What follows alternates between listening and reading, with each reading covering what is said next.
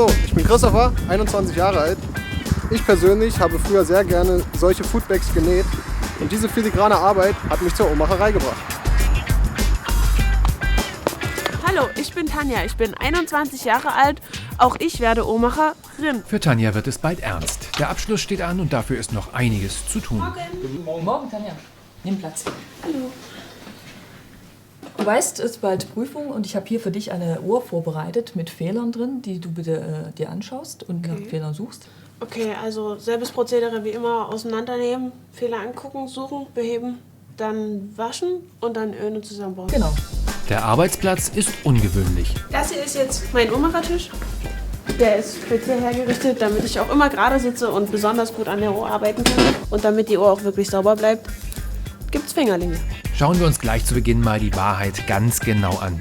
Wenn ihr keine Geduld habt, euch nicht ausdauernd konzentrieren könnt und kein handwerkliches Geschick mit kleinsten Teilen habt, braucht ihr mit einer Bewerbung gar nicht erst anfangen. Wenn ihr das alles könnt, stellt sich natürlich die Frage, ob man durch diese Arbeit eigentlich blind wie ein Maulwurf wird. Das ständige Tragen der Lupe ist natürlich kein Problem, obwohl viele Menschen glauben, es schädigt die Augen und macht sich schlecht, aber man wird davon auch nicht kurzsichtig oder so. Es wird nicht nur geschraubt, sondern auch kräftig gelernt. Guten Morgen. Heute werden wir uns mit 1815 als Uhrwerk beschäftigen. Wir haben gestern über den Rücker gesprochen. Ja, also die zentrale Lage der Spirale im Rücker und die Größe des Klingenspiels, das finden wir also in diesem Bereich hier am Rücker. Sie wissen, wir haben hier den Rücker und wir haben hier hinten den Rückerzeiger. Habe ich noch eine Frage an die Elisa. Wie groß sollte das Klingenspiel hier zwischen den Rückerstiften sein? Das sollte eine Klingenbreite betragen, also links und rechts jeweils eine halbe Klingenbreite.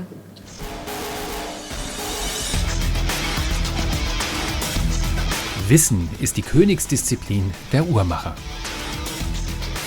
Um bei 320 Teilen bestimmte Fehler zu finden, braucht man schon eine gewisse Zeit. Und ob Tanja etwas weiß, sehen wir jetzt. Und, Tanja? Schon irgendwas gefunden? Sind Sie schon vorangekommen? Ja, ich bin mir eigentlich ziemlich sicher, dass das die Aufzugswelle ist. Da ist der Zapfen extrem krumm. Soll ich die Welle gleich neu drehen? Nee, das brauchen Sie nicht machen. Kümmern Sie sich um die Reparatur und ich nehme die mit und gebe das jemand anderes. Okay, Wunderbar. Dankeschön. Volltreffer. Fehler gefunden. Die Runde geht an Tanja. Tanja macht gerade eine Reparatur und hat eine defekte Aufzugswelle. Hättest du vielleicht jemanden, der das macht? Naja, das soll das leider Christopher zur Vertiefung machen. Und er vertieft mit extremer Genauigkeit. Als erstes nehme ich nun alle Maße von der Aufzugswelle ab und fertige mir eine Skizze. Auch etwas, was zum Beruf gehört. Planen, zeichnen und die Umsetzung in CAD-Programme. Wer dies alles machen möchte, sollte vor allem Interesse an Naturwissenschaften haben. Es hat jetzt ein Weilchen gedauert, das im Computer fertig zu zeichnen. Doch jetzt ist es fertig konstruiert und ich brauche es nur noch ausdrucken. Uhrenmacher. Das Wort sagt es schon, hier werden Uhren gebaut. Teile werden in Dimensionen gefertigt, die einen Größenvergleich mit einem Staubkorn nicht scheuen müssen. Dieser Beruf hat vieles zu bieten. Feinste Mechanik, viel Handwerk. Aber der Beruf hat auch seine groben Seiten. Auch wir Uhrmacher brauchen manchmal grobes Werkzeug. Aus diesem Stück Metall soll also eine feine Aufzugswelle für eine Uhr werden? Feilen, bohren, sägen, fräsen und drehen. Alles Begriffe, die man eher dem Schwermetall zuordnet. Hier gibt es das auch alles, nur eben in einer ganz anderen Größe. In anderen Berufen wird die Oberfläche eines Werkstückes mit Lupe begutachtet. Hier kann man ohne Lupe das Werkstück gar nicht erst sehen. Das ist das Rundmaterial, 2 mm. Daraus fertige ich nun diese Aufzugswelle an. Mit Toleranzen von ca. einem Hundertstel Millimeter. Nach der Lehre sind wir in der Lage, fast alle Teile einer Uhr selbst zu bauen. Das ist schon ganz cool. Eine Uhr sollte in jeder Situation gleich gut gehen. Um das zu gewährleisten, brauche ich einen Gangtest und das gibt mir diese Zeitwaage. Herr Kutscherra? Ja, Ich wäre jetzt fertig damit. Da gucke ich mir das doch gleich mal an. Ja, das Gewinde ist in Ordnung.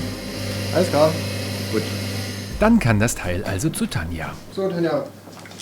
Ich habe die Aufzugswelle fertig gemacht.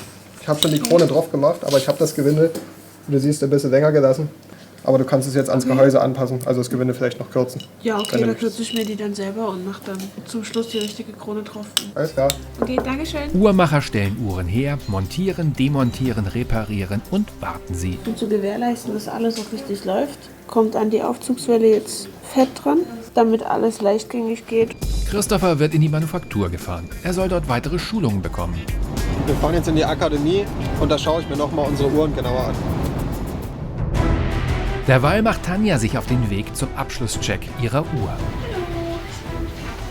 Oh, das ist schön. Gab es noch irgendwelche Schwierigkeiten oder hatten Sie noch andere Probleme bei der Uhr? Ja, auf der Zeitwaage hat sie ein bisschen rumgemuckert, aber das habe ich dann mit dem Klingenspiel gut beheben können. Das ist jetzt alles top. Schaue ich einfach nochmal drüber. Ja. Ja, Sauberkeit ist in Ordnung. Auch hinten im Werk. Noch eine kurze Funktionskontrolle. Tabelle wieder. Das ist sehr schön. Dann wird das mit der Prüfung für Tanja wohl klappen. Christopher ist in der Manufaktur, dem Werk, angekommen. Schönen guten Tag. Guten Tag. Hallo, Sie sind der Christopher? Noch, genau. Sie sind also 2 Wochen jetzt bei mir? Ja, richtig. Haben Sie bis jetzt schon mal irgendwas nachgelesen über die lange 1? Ja, hier ist halt ein dezentrales Zifferblatt. Ja. Und wir haben auch viel am Ether geschraubt. Und auffällig, finde ich, ist, dass das Gesperr nicht zu sehen ist bei der lange 1. Genau. Was natürlich schön auffällig ist, auf der Zifferblattseite unser Großdatum. Ja, wo man halt schön die Zahlen sehr gut ablesen kann. Haben Sie denn schon mal eine komplette lange 1 eingeschaltet in der Hand gehabt? Nee, bis jetzt noch nicht. Noch nicht? Nee. Dann gehen wir uns noch mal welche angucken, oder? Christopher wird das erste Mal eines der edlen Stücke in die Hand bekommen. Echte Handwerkskunst. So, also wie gesagt, schauen wir uns mal die Uhr im Ganzen an.